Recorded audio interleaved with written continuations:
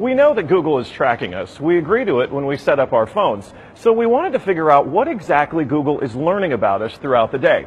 So here's what we're going to do. We have two identical phones. The only difference between these two phones is this one is in airplane mode. Both of the phones lack a SIM card, and they haven't been set up to access any Wi-Fi networks. So for all intents and purposes, these phones have no connection to a data network. We're going to keep them with us throughout the day. And while I travel around DC, we're going to figure out just what Google is finding out about me. Our first stop, Sim's convenience store, just outside our Fox bureau, for a quick coffee. From there, we took a walk to the Capitol and took a quick walk around the Senate office buildings, and then decided to hop in a car and head around town. Hello. We're going to the Children's Hospital, please. To run our test, we had to do more than walk the block, so we took a tour around our nation's capital. First, due north to the Children's National Medical Center Hospital, then west to St. Albans School and the National Cathedral.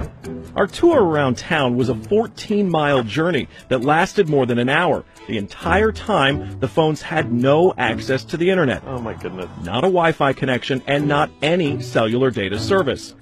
It almost seemed quaint to assume that Google wouldn't even be able to collect data on me. Let's head back to the bureau, my friend. Oh, that church is beautiful. Google's business model is simple. Collect data on its users and then use that data to sell targeted ads. It's a business model called surveillance capitalism. But does that critical data collection work even when your phones aren't connected?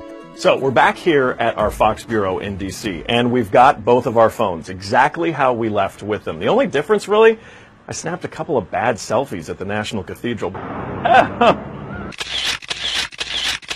But otherwise, they have stayed in my pocket for the entire day. So let's find out what they know.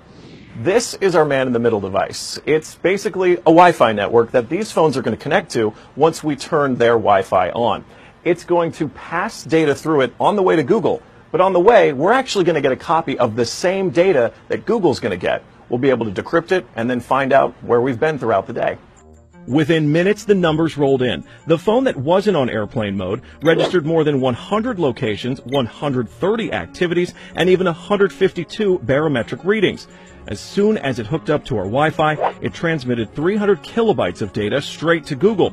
The phone even logged our exact locations, tracking us all around town, the Capitol, the hospital, the school, and the cathedral. Now you may notice what's missing here is the exact route that we took, but it got that data too. It knows when I got out of the car. The metadata has a time log down to the very second, tracking everything when they think that you're walking, riding, and yes, even getting out of the car. Okay, so you're thinking, this isn't a big deal. I'll just put my phone in airplane mode. Yeah, we thought of that too. This is the other phone that we had with us that no SIM card also remained in airplane mode the entire time. Let's see what kind of data it captured.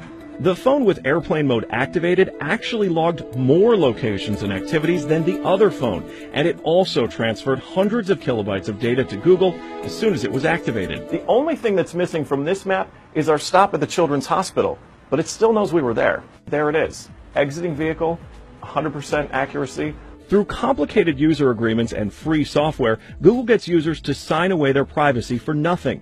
They're even following you in the places that most people would expect total privacy: government buildings, a children's hospital, a private school, a church.